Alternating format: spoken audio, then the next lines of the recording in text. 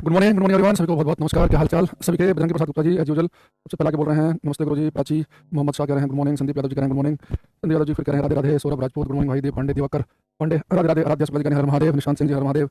राम राम भाई राम राम। गौतम अकेला good morning. Nishant Sunita अनुज जय कृष्णा भाई जय कृष्णा। सभी को बहुत बहुत नमस्कार। शुरू करें। अंतराक्षरी लेके प्रभु का नाम है। समय बिताने के लिए करना है कुछ काम। चलो मिस अनु गौतम अकेला राहुल साक्षी सभी को नमस्ते नमस्ते नमस्ते। एक चीज़ तो बढ़िया हो गया 2-4 दिनों से थोड़ा सा जो ठंड है उसका प्रकोप थोड़ा सा कम हुआ है। आप लोग भी महसूस कर रहे होंगे है ना। प्रिंस उत्तम सुजीत चलो राधे राधे शुरू करते हैं क्लास आज की। तो बढ़िया है, पढ़ाई का अच्छा माहौल बन रहा है धीरे धीरे। और अब तो धीरे धीरे ठंड कम ही होगी। बीच में कोई दोबारा से पलट के हालांकि एक बार ठंड आती है बीच में। उत्तम कुमार दास करें क्वेश्चन एक है सर बताओ भाई। एलपी के लिए कुछ क्रैश कोर्स टाइप का करवा दें। कुछ हम प्रैक्टिस सेशन करा रहे हैं रेलवे वाले बच्चों के लिए क्रैश कोर्स टाइप का ही है। उन वहाँ से एक बार वो देख लिया करो डेली। आज हम बड़ी धरती से नमस्कार भाई नमस्कार बोला भाई गुड मॉर्निंग प्रतीक संदीप। चलो शुरू करते हैं। कल मैंने जाते समय आपसे कहा था, मैंने आपको एनर्जी की डेफिनेशन लिखवाई थी ऊर्जा की। और मैंने आपसे कहा था कि एनर्जी ऊर्जा क्या है कि कोई वस्तु कोई व्यक्ति कोई मशीन कितना ज्यादा कार्य कर सकती है, उसकी कैपेसिटी कितनी है, सामर्थ्य कितनी है, क्षमता कितनी है, उसे हम कहते हैं एनर्जी। उससे पहले मैंने लिखा था पावर शक्ति कि आप कितना तेजी से काम कर सकते हैं, कार्य करने की दर रेट ऑफ वर्क डन। तो कार्य कितना तेजी से होगा वो पावर थी, कितना ज्यादा होगा वो एनर्जी थी। और अब हम एनर्जी में 2-3 बातें पढ़ेंगे। तो सबसे पहले हम लिखेंगे काइनेटिक एनर्जी गतिज ऊर्जा। तो फर्स्ट जो हमें पढ़ना है वो पढ़ना है काइनेटिक एनर्जी गतिज ऊर्जा। गतिज ऊर्जा से लिखता हूं कैसे बेटा। हिंदी वाले बच्चों तो नाम से समझ गए होंगे। गतिज ऊर्जा का मतलब होता है कि वो ऊर्जा body related circle work done on it. उत्तम कुमार दास सारी क्लास देखा करो ध्यान से ना, तो ऐसे फालतू क्वेश्चन लिखने की जरूरत नहीं पड़ेगी। पिछली क्लास देखना, वर्क जब स्टार्ट किया था आंसर मिल जाएगा। अब यहाँ पर काइनेटिक एनर्जी जो है गतिज ऊर्जा, वो एनर्जी है, वो ऊर्जा है जो गति की वजह से पैदा हो। गति की वजह से तो मान लो कि कोई वस्तु भाग रही है तो उसकी गति की वजह से, उसके मोशन की वजह से जो एनर्जी उसके अंदर स्टोर होगी वो हमारे कहलाएगी काइनेटिक एनर्जी। ठीक है भाई। क्या हो गया आज क्लास में पढ़ा कुछ है, पूछा क्या है फोकस इमेज डायग्राम और पोलर फोकस मिरर में होगा तो क्या होगा। ये लेंस और मिरर नहीं पढ़ाया मैंने आपको। अगर आपकी क्लास में नहीं पढ़ाया तो वेट करो, पढ़ा दिया तो फिर क्वेश्चन पूछने कोई तुक नहीं है। कनके मिरर में वस्तु फोकस पे इमेज बनती है इन्फिनिटी पर, फोकस और पोल के बीच में तो इमेज बनती है सीधी बड़ी मिरर के पीछे। लेकिन मैं बता भी दूंगा तो क्या हो जाएगा है ना। तो या तो आपकी क्लास में करा दिया तो उस वाले लेक्चर को देख लो, कनके मिरर वाले को, अवतल दर्पण वाले को। नहीं कराया तो वेट करना। ठीक है। अब तो बेटा वो एनर्जी जो गति की वजह से पैदा होती है काइनेटिक एनर्जी। गति की वजह से एनर्जी स्टोर करती है वस्तु। तभी तो अगर मैं कोई बोल लूं और हल्के से मार दूं आपको तो चोट कम लगेगी, ऐसे खींच के मारूं फेंक के मारूं तो वो बहुत तेजी से भागती होगी, बोल तो ज्यादा चोट लगेगी, उसके अंदर ज्यादा एनर्जी थी।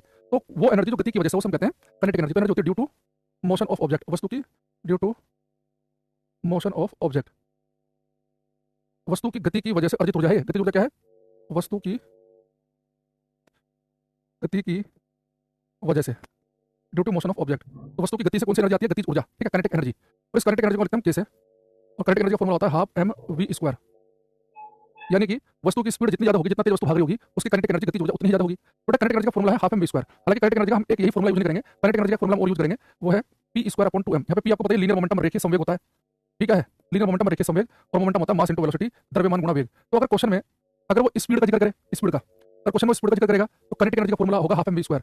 अगर क्वेश्चन में संवेग मोमेंटम का जिक्र करेगा तो हम काइनेटिक एनर्जी का फॉर्मूला लगाएंगे पी स्क्वायर अपॉन 2m। ध्यान रखना, जब मैं पीडीएफ से क्वेश्चन पूछूंगा आपसे आगे चल के तो आपको पता होना चाहिए कि काइनेटिक एनर्जी का फॉर्मूला यूज क्या करना है। अगर वो कहे कि वस्तु की स्पीड v है, अगर स्पीड की बात करें तो गतिज ऊर्जा पूछे तो हाफ एम वी स्क्वायर, वो कहे कि वस्तु का संवेग मोमेंटम p है तो kinetic energy p square upon 2m। ये दो बातें आपको ध्यान रखनी है। ये दोनों फॉर्मूले एक ही चीज है। अगर आप इस फॉर्मूले में p की जगह m भी पुट कर देंगे और p का स्क्वायर तो m v का स्क्वायर भी करेंगे ना, तो सोल्व करके हाफ एम वी स्क्वायर ही बन जाएगा। तो दोनों फॉर्मूले एक ही बात है, बस जब स्पीड की बात करेगा तो ये, और जब मोमेंटम संवेग की बात करेगा तो ये फॉर्मूला में अप्लाई करना है। अब मैं देखो तो पहले वाला फॉर्मूला है, एक फिक्स क्वेश्चन है, एक फिक्स राइटेज आती है। क्वेश्चन मेरा ये है, हमें पता है कि वस्तु का मास m है, वेलोसिटी v है, उसकी काइनेटिक एनर्जी होती है half M we square.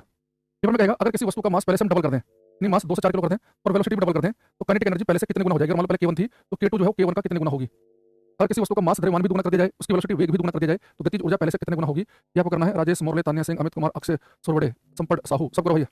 Anju time से करो क्लास में। ये 8 बजे क्लास है, 8 बजे के 7 मिनट पे नहीं, क्लास नहीं है। क्या आंसर होगा इसका? अगर मास भी डबल कर दें, स्पीड भी डबल कर दें तो काइनेटिक एनर्जी जो है वो कितने गुना हो जाएगी। तान्या सिंह का सबसे पहला आंसर है हमारे पास, बिल्कुल ठीक आंसर है। गोपीचंद गोदारा भाई आप लोगों की फरमाइश से समाप्त नहीं होती। तो तान्या सिंह का गलत हो गया, मैंने गलती से सही बोल दिया उनका। मिस अनु का ठीक है, अरविंद का सही है, दिवाकर पांडे का गलत है। देखो बेटा, जब भी ऐसे मैंने आपको बहुत सारे क्वेश्चन पहले भी करवाए हैं कि अगर किसी ग्रह का मास डबल हो, त्रिज्या डबल हो तो उस ग्रह पर जी का मान कितने गुना होगा धरती का। जब भी ऐसा क्वेश्चन आए कि मास डबल कर दिया, स्पीड डबल कर दी, ये कितने गुना हो जाएगा, तो देखो उसने फाइनली पूछा क्या है। उसने कहा कि मास डबल कर दिया, वेलोसिटी डबल कर दी तो काइनेटिक एनर्जी कितने गुना होगी। जब भी ऐसा क्वेश्चन आए कि कितने गुना होगी तो देखो कि किसके बारे में पूछा गया, काइनेटिक एनर्जी के बारे में। तो काइनेटिक एनर्जी तो हाफ एम वी स्क्वायर होता है। अब इस फॉर्मूले में क्या क्या चीजें बदली हैं। आप अगर इसका मास कर दिया डबल तो मास डबल कर दिया तो यहाँ पे लिख दो डबल 2, वेलोसिटी भी कितनी कर दिया डबल, तो मास डबल किया तो दुगना गया, वेलोसिटी डबल किया तो वेलोसिटी पे स्क्वायर भी है तो 2 का स्क्वायर भी तो होगा। तो 2 दूनी 4 दूनी 8 यानी कि 8 गुना आएगा। लेकिन बच्चे गलती करते हैं, इस 8 को हाफ से कट कर देते हैं। भैया फॉर्मूले में मास और वेलोसिटी बदल रही है, बट न्यूमेरिकल वैल्यू लिखी होती है ना फॉर्मूले में, वो हाफ लिखा हो, 2 लिखा हो, 3 लिखा हो, 4 लिखा हो, ये फिक्स वैल्यू होती है, इन्हें छेड़ते नहीं है। जब ऐसा क्वेश्चन है कि ये इतना गुना हुआ, इतना गुना हुआ तो क्या चीज गुना हुई, मास और वेलोसिटी। हाफ थोड़ा गुना हुआ, हाफ तो फिक्स वैल्यू है, उसे चेंज करना। तो 2 दूनी 4 दूनी 8 काइनेटिक एनर्जी जो है पहले से कितनी हो जाएगी 8 गुना। तो गतिज ऊर्जा पहले की 8 गुना हो जाएगी। क्वेश्चन आता है कि बच्चा 4 पे टिक लगाए और बहुत रिपीट होता है। हर क्लास में इससे क्वेश्चन कराते करता हूं बच्चों को कि मास डबल वेलोसिटी डबल तो गति ऊर्जा पहले से कितने गुना होगी। जब भी गुना वाला क्वेश्चन आए तो मुझे क्या देखना है कि किस फैक्टर में चेंज है, मास में चेंज है, वेलोसिटी में है, तो मास डबल करेंगे वेलोसिटी डबल करेंगे तो हाफ को दो हाफ से डिवाइड करना है इन्हें। भाई हाफ तो फिक्स वैल्यू है, उसे छेड़ते नहीं है। जैसे मैं बच्चों से कहता हूं, अगर इस फॉर्मूले में मान लो क्या लिखा होता पाई, तो इस फॉर्मूले में मान लो कि पाई लिखा होता है ना, अगर पाई लिखा होता तो यहाँ पे मास दुगुना वेलोसिटी दुगुनी ये 8 आता, और यहाँ पाई लिखा होता तो 22/7 की मल्टीप्लाई थोड़ी ना करते आप, समझ लो। इसी क्वेश्चन को मैं दोबारा से पूछता हूँ, अगर पेपर में कह दे कि एक वस्तु का द्रव्यमान सेम रखते हुए, द्रव्यमान समान रखते हुए अगर वेलोसिटी पहले से आधी कर दी जाए तो काइनेटिक एनर्जी गतिज ऊर्जा पहले की कितने गुना होगी। मास द्रव्यमान को समान रखते हुए वेलोसिटी आधी कर दें तो क्या होगा। अंजना बंसल जी पूरे 10-11 मिनट लेट हो आप। इतनी क्लासेस हो गई हैं और अभी तक बच्चों को पता नहीं चला कि क्लास में टाइमिंग का कितना इंपॉर्टेंस है, टाइम से आना है। ये जो लेट आए हो फिर क्लास में गुड मॉर्निंग मत लिखा करें। ये पंडे कह रहे हैं कि आपने हमेशा कहा कि कंपैरिजन करते समय कांस्टेंट वैल्यू को टच नहीं किया जाता। बिल्कुल सही। अनुज राजपूत बेटा जहाँ पर भी मुर्गा बन जाओ वहीं और 5 मिनट से पहले खड़े मत होना। बजरंगी दिवाकर पांडे, तानिया मिस अनु, सौरभ, आराध्या, गोपीचंद, देव पांडे, भोला। एक भोला भोला भाई आप तो पहले दो लगाओ अपने कान पे जोर से और फिर मुर्गा बनो और 2-3 मिनट बने रहना, उठना मत बिल्कुल भी। काइनेटिक एनर्जी जो है गतिज ऊर्जा, ये हमें बताया कि क्या होती है, हाफ mv स्क्वायर। जब भी हम क्या करेंगे कि मास करा के सेम रखना, तो मास को चेंज नहीं किया उसने तो हटा दो, ये कांस्टेंट हो गया। हाफ तो न्यूमेरिकल वैल्यू से छेड़ेंगे नहीं, तो वेलोसिटी कितनी करी उसने हाफ, और वेलोसिटी पे स्क्वायर पे तो हाफ का भी स्क्वायर करेंगे, तो 1/2 का स्क्वायर नहीं और आप लोगों से 1/4 आएगा। एक 4 गुना बता रहा है, आधा बता रहा है, 1/8 बता रहा है मोहित कुमार। ये यदराम क्या नाम है इनका, यदराम कुंदरिया, ये दुगुना बता रहे हैं। बाकी सबका सही दिन का 1/4 आया था, यानी कि मास सेम रखते हुए अगर वेलोसिटी को आधा कर दें तो गतिज ऊर्जा पहले की 1/4 रह जाएगी। एक जो टेलीग्राम क्वेश्चन देते हैं बहुत अच्छे हैं, मैं रोज सॉल्व करती हूँ, थैंक्स। वो सारे क्वेश्चन हमारी बुक के हैं, किताब के। अच्छा देखो अब अगले बात है, इसमें एक क्वेश्चन जो है, एक आपको ये दिखाना था, एक क्वेश्चन और देखना।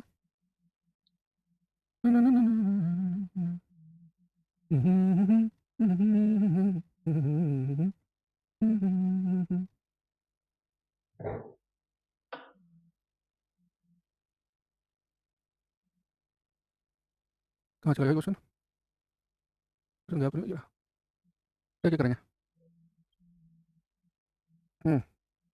तो मुर्गा बना था कल और हम खुश भी हो जाते हैं ना, मुर्गा खा गया। बताओ भाई, अभी आज से 100-150 साल बाद पता क्या होगा। ऐसे भी मानव उसकी बात कहते हैं ना, मानव अधिकारों की, मानव के साथ ये नहीं करना चाहिए। तो अब से 100-200 साल पहले था नहीं, काले लोगों के साथ में, यूरोप वगैरह में, है ना, इस तरह का जो भेदभाव होता था, तो अब लोग लगता है कि मानवीय। अब से 150 साल बाद ऐसा होगा, जानवरों के अधिकारों की बात होगी, तभी लगेगा हमारे पूर्वज जो थे वो कितने वो थे, है ना, जानवरों को कैसे खा जाते थे, लोगों को बड़ा अजीब लगेगा। अब से 150 साल बाद हो जाएगा रंजीत।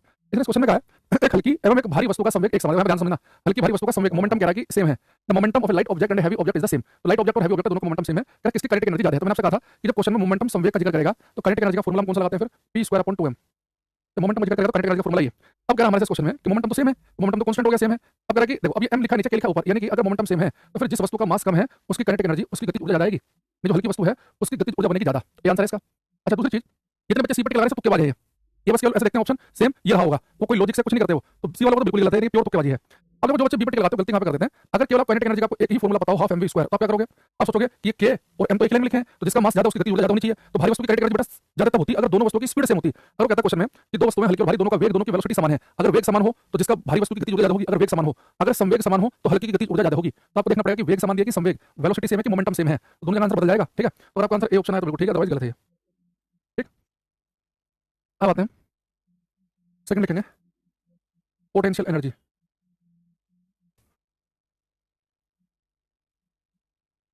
स्थितिज ऊर्जा,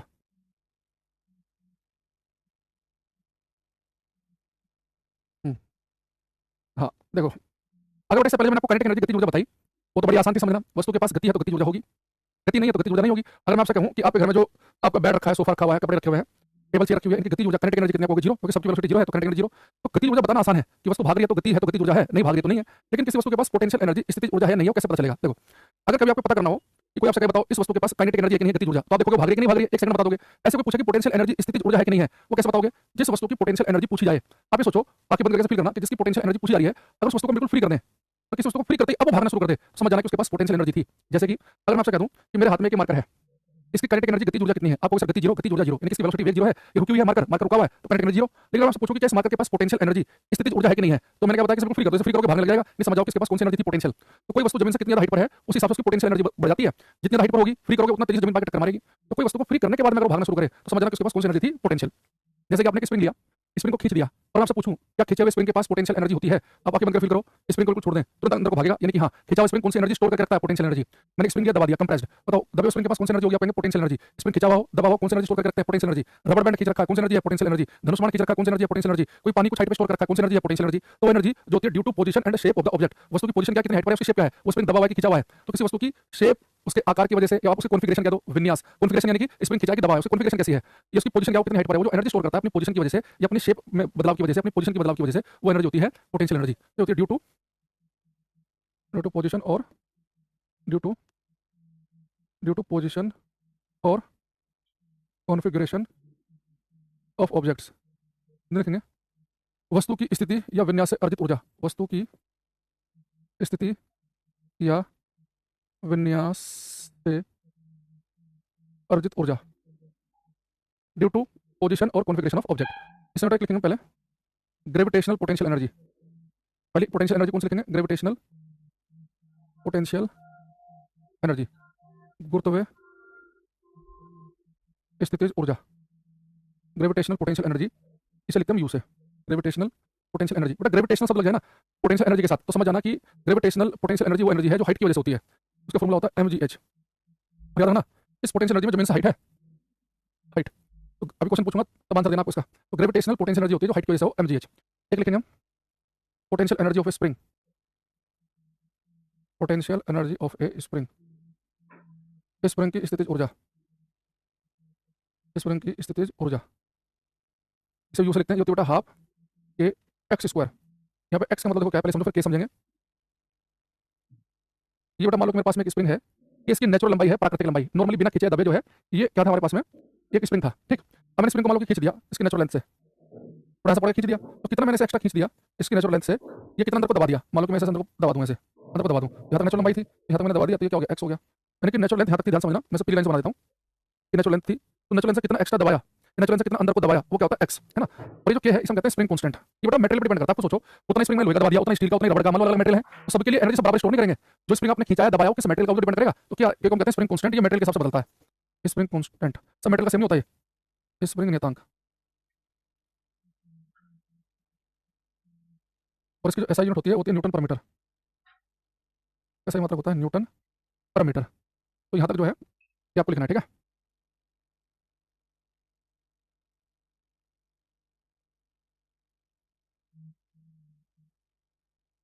अब कुछ क्वेश्चन यहाँ से हम करेंगे, बच्चा कह रहा है तो निर्वात पोटेंशियल एनर्जी होती है, हमने को यहाँ पर बताया कि पोटेंशियल एनर्जी हवा मीडियम पर डिपेंड करती है कि नहीं, हमने कहा कि पोटेंशियल होती है हाइट की वजह से हो, वो हवा में कोई वस्तु लेके जाओ या निर्वात में लेके जाओ, उसका कोई जिक्र ही नहीं किया, है ना। नोट कर लिया, चलो अब क्वेश्चन करेंगे वन बाई वन। सबसे पहले क्वेश्चन मेरा आपसे ये है कि ये मान लो कि हमारे पास में एक ये इंक्लाइंड सरफेस है, 30 डिग्री पर इंक्लाइंड है, यहाँ पर मैं एक 400 किलोग्राम का ऑब्जेक्ट है, 400 किलो का, इस 400 किलोग्राम की वस्तु को अगर मैं इस इंक्लाइंड सरफेस पर खींचकर ऊपर की तरफ लेके गया 10 मीटर, तो एक 400 किलोग्राम की वस्तु को 30 डिग्री के झुके हुए नत समतल पर इंक्लाइंड सरफेस पर मैं खींचकर टॉप पर लेके चला जाऊं, यहाँ पर इसकी पोटेंशियल एनर्जी स्थितिज ऊर्जा क्या होगी। 400 किलोग्राम का 1 मिनट पर सरफेस पे था, इसका इंक्लाइंड सरफेस पर खींचकर इसके टॉप पर लेके जाए 10 मीटर खींचकर, तो यहाँ इसकी पोटेंशियल एनर्जी स्थितिज ऊर्जा क्या होगी, ये आपको बताना है।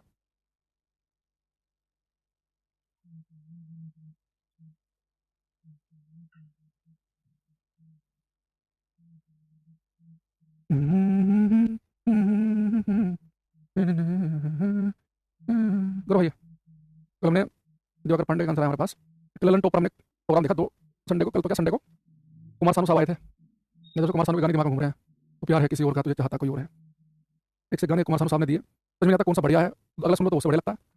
दिवाकर, अमित, बजरंगी, आदर्श, सुनीता। दिवाकर पांडे भाई माइनस आंसर क्यों आ रहा भाई तुम्हारा, हाइट बढ़ने से कौन सी ये एनर्जी कहाँ से तुम नेगेटिव जाए हैं। देखो ये हमारे पहले क्या था, ऑब्जेक्ट ग्राउंड पर रखा हुआ था, ये रेफरेंस लाइन हमारी ग्राउंड है, हमें इसे 10 मीटर खींच कर लेके गया टॉपर, इसकी पोटेंशियल एनर्जी क्या हो जाएगी। तो जब मैं इसे यहाँ पे खींच कर लेके जाऊंगा इसे, तो जब खींच कर लेके जाऊंगा हो क्या होगा, ऊपर लेके आ रहा हूं मैं खींचकर, बट इसकी ग्राउंड से जमीन से हाइट बढ़ रही है, बेटा पोटेंशियल एनर्जी का जो फॉर्मूला होता है ना उसमें हाइट होती है, होती है mgh। एम कितना है 400, न्यूमेरिकल में जी के लिए हम 10 मान लेते हैं। अब बच्चे गलती कर रहे हैं, हाइट को 10 लिख दे रहे हैं, ज्यादातर बच्चे 10 लिख रहे हैं हाइट में। पीछे बताओ जब इस इंक्लाइन सर्फेस पर खींच के गए 10 मीटर, ये हाइट थोड़ी ना 10 मीटर है, ये तो आप इसे ऐसे खींच के ले जा रहे हैं, यहाँ पे था जमीन पर ये पहले, यहाँ तो हाइट तो ये बढ़िया इसकी, हाइट 10 थोड़ी ना है। तो देखो ये हमारे पास में 30 डिग्री है, हाइट निकालनी है ना, तो आप साइन लगा दो, साइन थीटा का फॉर्मूला पता है, साइन थीटा क्या होता है, लंब बटे कर्ण, परपेंडिकुलर अपॉन हाइपोटेनस, लंब बटे कर्ण पढ़ा होगा ना हिंदी वालों ने, लंब बटे कर्ण, इंग्लिश वालों ने पढ़ा होगा परपेंडिकुलर अपॉन हाइपोटेनस। तो परपेंडिकुलर क्या है, तो हाइट के बराबर है h, और हाइपोटेनस है कर्ण, ये 10 मीटर है, साइन 30 होता है 1/2, सोल्व करेंगे तो हाइट आ जाएगी 5 मीटर की, हाइट आ गई 5 मीटर, जब 5 पुट कर दो, 5 चौक 20, 20,000 जूल आएगा। जितने बच्चे 40,000 जूल लिख रहे थे पहले, सबका लाइन से गलत है। जब मैंने आंसर को बताना शुरू किया, जब तक आंसर 40,000 था, बाद में मेरे करते करते फिर 20,000 पर टिक लगाने लगे। बजरंगी पूरा सोल्व करके गलत कर रहा है भाई तू है। आपको जब मैंने बताया कि भैया पोटेंशियल एनर्जी में दूरी नहीं है कि आप कितना डिस्टेंस लेके जा रहे हैं, उसमें जमीन से हाइट है। जब कोई ऑब्जेक्ट 400 किलोग्राम में रखा है और मैं इस इंक्लाइंड सरफेस के साथ खींच खींच के टॉप पर लेके जाऊंगा, आपको नहीं देखना कि कितनी लंबाई चलाई हमने, हमें देखना है कि जमीन से क्या हाइट बनी। तो पोटेंशियल एनर्जी का फॉर्मूला जो होता है उसमें एच होता है। तो जमीन से जो हाइट जो इंक्रीज हुई है वो कितनी हुई है? 5 मीटर की। 5 मीटर के हिसाब से पोटेंशियल एनर्जी आएगी 20,000 जूल। ठीक है, यहाँ देखो, ये हमारे पास मतलब ग्राउंड है, इस पर एक ऑब्जेक्ट रखा हुआ है 10 किलोग्राम का। मतलब यहाँ पे इसकी पोटेंशियल एनर्जी है 0। अब मैं इसे इस सरफेस पे खींचकर 12 मीटर खींचकर यहाँ पर ले आया। इस पॉइंट पर इसकी पोटेंशियल एनर्जी स्थितिज ऊर्जा क्या होगी, ये बताना है। चमन राज कह रहे हैं, मैं तो बोल रहा था 20,000 होगा, बहुत बढ़िया भैया बोल रहे थे। हमारे तक आज पहुंचे नहीं बस आपकी। संदीप यादव, मैत्री, रविंद्रा, करो ये। संदीप यादव कह रहे 10 ले रहे थे हाइट। ये नादान बच्चे बेटा, ये तुम्हारे से होशियार थोड़े ना यादव जी। हम्म?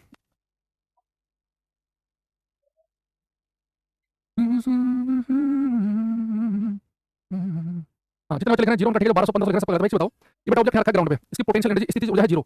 आप इसे 12 मीटर खींच के ले गए इधर, तो आपने इसकी हाइट में थोड़ा कोई चेंज किया है, ये तो सेम ही लेवल पर है। पहले भी यहाँ पर था ऑब्जेक्ट, अभी खींच के ले गए यहाँ यहाँ यहाँ, इसकी लेवल में कोई चेंज नहीं हुआ। अगर इसका लेवल में चेंज होता तो उसकी पोटेंशियल एनर्जी बदलती, और लेवल में चेंज नहीं हुआ, पोटेंशियल एनर्जी पहले 0 थी तो अभी भी 0 होगी।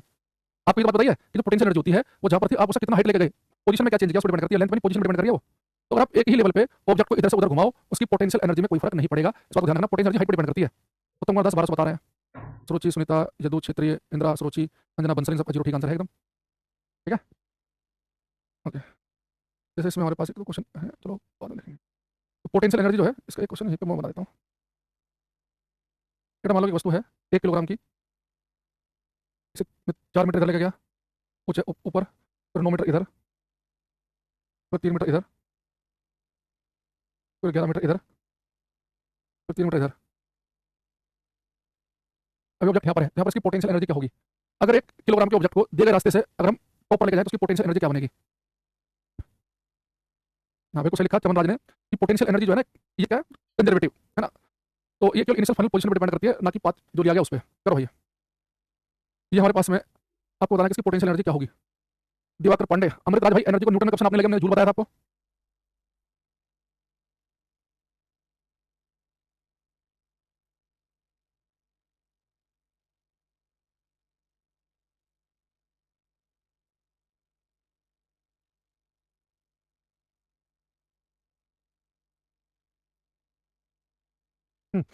यदुराम, अनुज, सुधांशु, सुनीता, चमन, कुछ आंसर हमारे पास में आ रहे हैं। देखो बेटा, पोटेंशियल एनर्जी जो है आपको पता है कि उसका फॉर्मूला होता है mgh।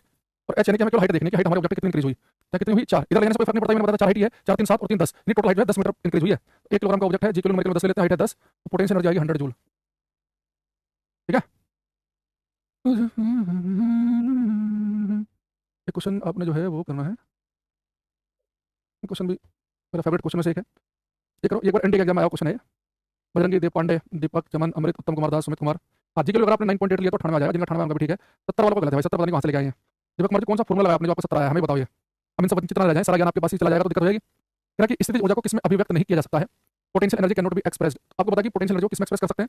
वो है जूल। जूल में तो कर सकते हैं, लेकिन हमारा से पूछ रहा है कि किसमें नहीं कर सकते, कैन नॉट बी एक्सप्रेस्ड। तो जूल में कर सकते हैं। अब बचा Newton metre, Newton second, watt second. आप सभी को पता है कि अगर हम वर्क का फॉर्मूला लगाएं तो वहां से मैंने एक दिन बताया था आपको, वर्क को नापते हैं जूल में, फोर्स को नापते हैं, बल को नापते हैं न्यूटन में, विस्थापन डिस्प्लेसमेंट को नापते हैं मीटर में। तो बेटा 1 जूल को न्यूटन मीटर भी कह सकते हैं, तो इसमें भी नाप सकते हैं। 1 जूल को वाट सेकंड भी कह सकते हैं। पावर का फॉर्मूला देखो, पावर का फॉर्मूला था कार्य करने की दर, rate of work done, work upon time. तो पावर को नापते हैं वाट में, तो 1 वाट किसके बराबर आया था?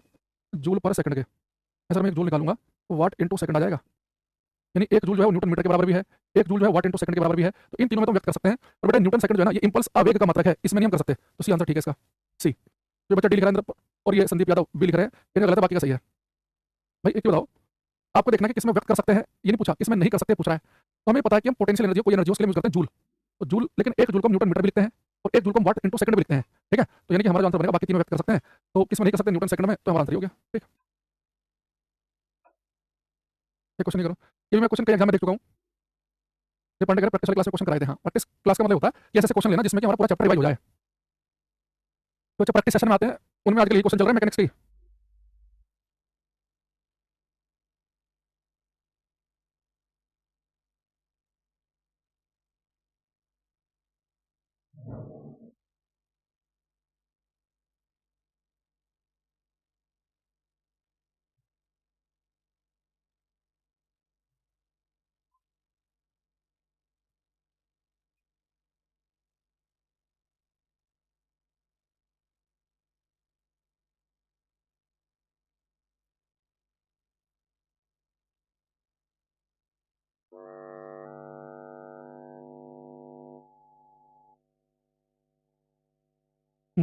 देव, आराध्या, मैत्री, दीपक, मोहित कुछ हमारे पास में आ रहे हैं। करंट छत से भूमि की ओर एक पत्थर गिराया जाता है, अधिकतम गति ऊर्जा कब होगी? उन्होंने आज बताया था कि गति ऊर्जा मैक्सिमम तब होती है। करंट एनर्जी किस पर डिपेंड करती है? करंट एनर्जी डिपेंड करती है गति ऊर्जा डिपेंड करती है गति पे। करंट एनर्जी होती है हाफ mv स्क्वायर। तो जब इसकी स्पीड मैक्सिमम होगी तब इसकी करंट एनर्जी मैक्सिमम होगी। ये कह रहा है कि इमीडिएटली आफ्टर ड्रॉपिंग, जैसे आप छोड़ोगे तब इसकी स्पीड 0 है, छोड़ते इसकी स्पीड बढ़ने लगेगी। अब लगातार इसकी स्पीड बढ़ती बढ़ती करंट एनर्जी बढ़ती जाएगी, तो गलत हो गया। आधी दूरी में चला गया, उसके बाद स्पीड बढ़ेगी, स्पीड बढ़ती बढ़ती बढ़ती बढ़ती जब टक्कर मारने ही वाला होगा, तो ये जस्ट टकराने ही वाला होगा, तो मैक्सिमम करंट एनर्जी तब होगी। इसकी स्पीड तभी ज्यादा होगी। अरे भूमि पहुंचने के बाद नहीं, पहुंचे तो टक्कर लगती स्पीड कम हो जाएगी just before reaching the ground. भूमि पर पहुंचने से ठीक पहले जब कोई पत्थर गिराते हो, नीचे की तरफ गिरता गिरता गिरता गिरता जस्ट टक्कर मारने ही वाला होगा, तो मैक्सिमम स्पीड तब होगी, तभी गति ज्यादा होगी। ये पता नहीं बहुत सारे बच्चे जो हैं वो बी पे टिक लगा रहे हैं। भाई ऐसा तो नहीं है कि आपने पत्थर छोड़ा और आधी दूरी तय करने के बाद उसकी स्पीड घटने लग जाती हो। ऐसा देखा आपने कभी? और जमीन में पहुंचेगी, भूमि पहुंचते तो टक्कर मारते स्पीड घट जाएगी, तो just before reaching the ground. ये इसका करेक्ट आंसर। ध्यान रखना, क्वेश्चन कई बार आ चुका है एग्जाम में। एक क्वेश्चन है कि 20 किलोग्राम द्रव्यमान वाली वस्तु को 2 मीटर की ऊंचाई से गिराया जाता है। यदि जी का मान 10 मीटर पर सेकंड पर ले लिया जाए तो जमीन पर टकराने से ठीक पहले वस्तु की गति ऊर्जा कितनी होगी? ठीक टकराने से पहले गति ऊर्जा आपको बतानी है क्या होगी। दो तरीके से क्वेश्चन कर सकते हैं। अभी हम पहले एक तरीके से करेंगे। ये देखो, ये कह रहा है कि 20 किलोग्राम द्रव्यमान वाली वस्तु है। ये 20 किलोग्राम की वस्तु है, 2 मीटर की ऊंचाई से गिराया जाता है। जी का मान 10 ले जमीन पर टकराने से ठीक पहले जस्ट टक्कर मारने वाली है, तो कह रहा है कि इसके यहाँ पे काइनेटिक एनर्जी क्या होगी? काइनेटिक एनर्जी होती है हाफ mv स्क्वायर। तो मास कितना दे रखा है इसका? 20 किलोग्राम। अगर हमें स्पीड पता चल जाए 10 20 स्क्वायर, अगर मुझे स्पीड पता चल जाए तो काइनेटिक एनर्जी आ जाएगी। तो मैं देखना, जब किसी वस्तु को गिराते हो तो शुरुआत की स्पीड कितनी होती है? 0। आपको फाइनल स्पीड निकालनी है, तो टाइम ना देखा तो गति का तीसरा समीकरण हम लगाते हैं, v square u square plus 2as। Final speed में निकालनी है, इनिशियल है 0। जब कोई वस्तु गिरती है तो उसका एक्सेलरेशन होता है प्लस g, है ना। और विस्थापन कितना होता है?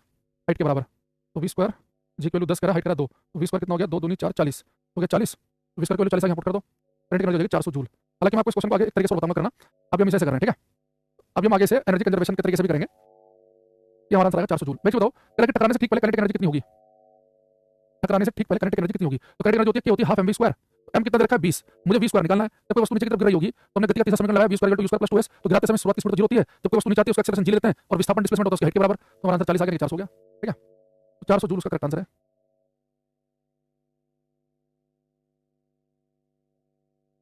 अभी करेंगे, उसमें दूसरे तरीके से भी कर सकते हैं, उसमें घबराने की जरूरत नहीं है। अच्छा, हम लिखेंगे मैकेनिकल एनर्जी, यांत्रिक ऊर्जा। इस बार मैकेनिकल एनर्जी ने टेक्नीशियन ग्रेड 3 में बड़ी धूम मचाई है। 6-7 सेट में कम से कम क्वेश्चन आए थे इससे। यांत्रिक ऊर्जा, मैकेनिकल एनर्जी से लिख लेते हो, टी से लिख लो, एम ई से लिख लो। मैकेनिकल एनर्जी देखो, अब जो मैकेनिकल एनर्जी है, हाँ एमजीएच से भी कर सकते हैं, कोई दिक्कत नहीं है। पिछले वाला क्वेश्चन मैंने कहा था, दो तरीके से कर सकते हैं। तो हमारे पास में आया मैकेनिकल एनर्जी, यांत्रिक ऊर्जा। मैकेनिकल एनर्जी क्या है? काइनेटिक एनर्जी और पोटेंशियल एनर्जी का जो सम होता है ना, गतिज ऊर्जा और स्थितिज ऊर्जा का जो योग है। मैकेनिकल एनर्जी और काइनेटिक एनर्जी का जो योग है उसे हम कहते हैं गतिज ऊर्जा। तो कैसे कैसे क्वेश्चन आया इस बार टेक्नीशियन वाले पेपर में आया कि kinetic energy plus potential energy क्या होती है? Mechanical energy. इसमें उसने पूछ लिया कि mechanical energy minus kinetic energy क्या होगी? Potential energy. इसमें उसने पूछ लिया निम्नलिखित में से कौन सी ऊर्जा मैकेनिकल एनर्जी का पार्ट नहीं होती है? केमिकल एनर्जी लिख दिया, कहीं पे कहीं कुछ और लिख दिया। तो मैकेनिकल एनर्जी होती है काइनेटिक प्लस पोटेंशियल, गतिज प्लस स्थितिज ऊर्जा का योग। जैसे कोई प्लेन उड़ रहा है हवा में, तो जमीन से कुछ हाइट पे भी है, तो भाग रहे प्लेन के पास पोटेंशियल एनर्जी भी है, जमीन साइड भी है, और प्लेन उड़ भी रहा है तो गतिज ऊर्जा भी है। तो उस प्लेन की जो पोटेंशियल एनर्जी और काइनेटिक एनर्जी का सम निकालोगे तो सब मैकेनिकल एनर्जी कह दोगे, ठीक है। अच्छा, अब यहाँ पर जो मैं आपको बताने वाला हूँ, बड़ा इंपॉर्टेंट क्वेश्चन में से एक है, देख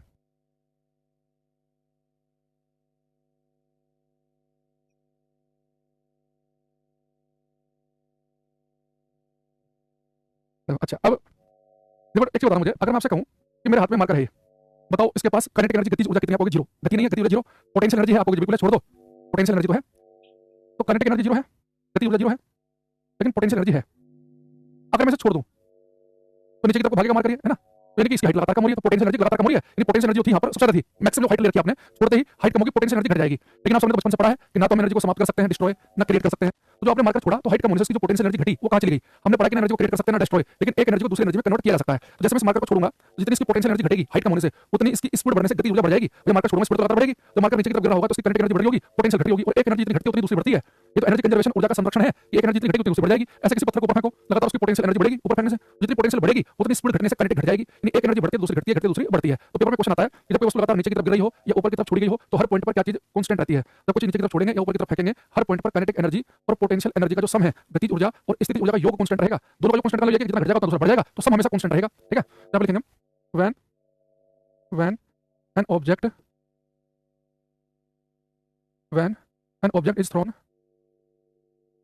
when an object is thrown vertically upward or dropped downward, at each point of motion the sum of kinetic energy and potential energy remains constant। जब किसी वस्तु को ऊर्ध्वाधर ऊपर की तरफ फेंका जाता है या नीचे की तरफ छोड़ा जाता है, तो हर बिंदु पर गतिज ऊर्जा और और स्थितिज ऊर्जा का योग नियत रहता है। हर बिंदु पर गतिज ऊर्जा और स्थितिज ऊर्जा का योग नियत रहता है। At each point of motion kinetic energy और पोटेंशियल एनर्जी जो समय हो कांस्टेंट रहता है वो। ठीक है, आप यानी सीधे सीधे मैकेनिकल एनर्जी यांत्रिक ऊर्जा भी कह सकते हो। अगर हमने क्वेश्चन किया था जिसमें से एक न्यूमेरिकल मैंने आपको बताया था अभी, आपने इस वाले न्यूमेरिकल को एक तरीके से आप और कर सकते थे। देखो, इस क्वेश्चन में 20 किलोग्राम की वस्तु गिराई थी और क्वेश्चन पूछा था कि जस्ट गिरते समय इसकी काइनेटिक एनर्जी कितनी होगी। मैं एक चीज बताओ, जो जस्ट जमीन पर टकराने ही वाला होगा बेटा इसकी पोटेंशियल एनर्जी तो 0 होगी। यानी कि जब से ये हाइट पर होगा तो उसका होगी पोटेंशियल एनर्जी, तो जो गिरने वाला होगा ना तो सारी की सारी पोटेंशियल एनर्जी की काइनेटिक एनर्जी बदल गई होगी। तो यानी जब कोई वस्तु टकराने वाली है इसकी काइनेटिक एनर्जी यहाँ पर उतनी होगी जितनी की साइड पर पोटेंशियल एनर्जी रही होगी। कि जो पोटेंशियल एनर्जी यहाँ पर होगी वो तो सारी की सारी काइनेटिक बदली होगी। तो आप सीधा पोटेंशियल निकाल लो, 20 10 हाइट कितनी थी 2, तो 400 जूल। आप सीधे सीधे भी कर सकते थे कि जो साइड पर पोटेंशियल एनर्जी है टकराते समय वही क्या बनेगी, काइनेटिक बनेगी। आप इसे भी कर सकते हैं। जो पहले क्वेश्चन था बहुत सारे बच्चों ने ऐसा किया भी था कि अगर कोई वस्तु किसी हाइट पर है तो उसके पास यहाँ पर पोटेंशियल एनर्जी स्थितिज ऊर्जा यही टकराते समय काइनेटिक एनर्जी होती है। ठीक है, चलो कल बाकी चैप्टर हमारा वर्क पावर एनर्जी का समाप्त हो गया है। बाकी इसमें जो हम कल नया चैप्टर पढ़ेंगे सैटेलाइट उपग्रह, कुछ क्वेश्चन पीडीएफ से कर लेंगे। ठीक है,